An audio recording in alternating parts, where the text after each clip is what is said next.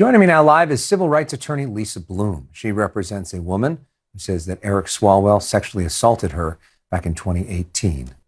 Lisa, welcome. Good to see you. Thanks for coming in. You had a big press conference yesterday. For people that may have missed it, sort of what is the basic allegation that your client says in terms of what happened here? Yeah, my client very bravely came forward with her real name, Lonna Drewes, and her face, and she spoke directly about what she says happened. And she says that Eric Swalwell, she believes, drugged her and raped her in a hotel room in 2018. After that incident, they never saw each other again. She went to sexual assault therapy a couple of years later. She told some people contemporaneously right after it happened. She's got a photo with him that we showed at the press conference.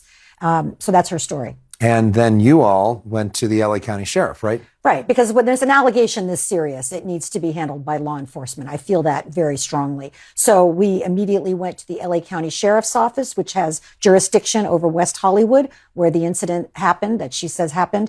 And we got a detective assigned, and there were a couple of other deputies, and we sat there with them.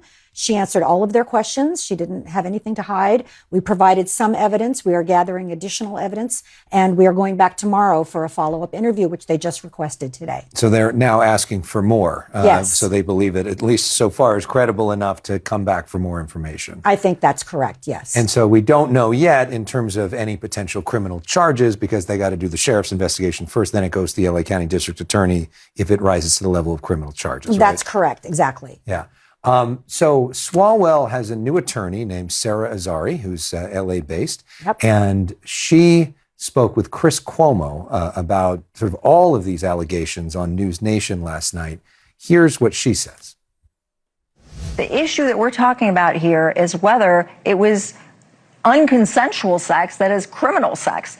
And, you know, two adults consenting, which is our position, is not against the law. And so what I say to jurors, I'm going to tell your audience, regret is not rape. So the fact that, you know, a day later, years later or whatnot, you maybe had shame around what you did, or maybe you were in a relationship and shouldn't have done what you did, doesn't make it rape.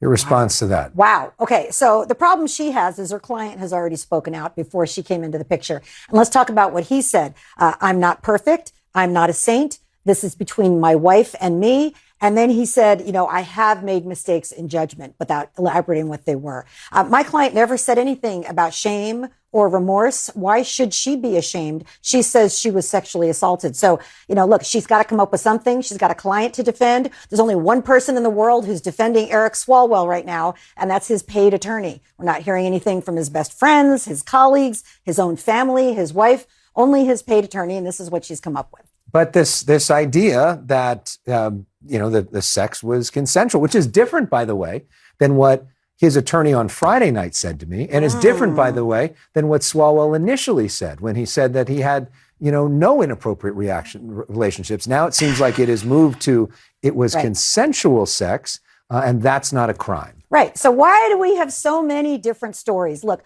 when someone's accused of sexual assault, there's only two possible defenses. I didn't have sex with her, or I did, but it was consensual. And we've already covered both of those in just a couple of days. You know, I think he's having trouble keeping his story straight. So what happens now? Because you say that other people have come forward too, right? I've had 3 additional women reach out to me since the press conference, and that was just yesterday morning. I'm very happy to talk to anyone for free and confidentially. In addition, witnesses have also reached out to me who remember when my client was there with Eric Swalwell at different events back in 2018, as she says. So all of that is very important. We really appreciate that. I really see a groundswell. My client's also gotten hundreds of messages on social media that mean the world to her, thanking her for her courage. So these other accusers, they similar stories?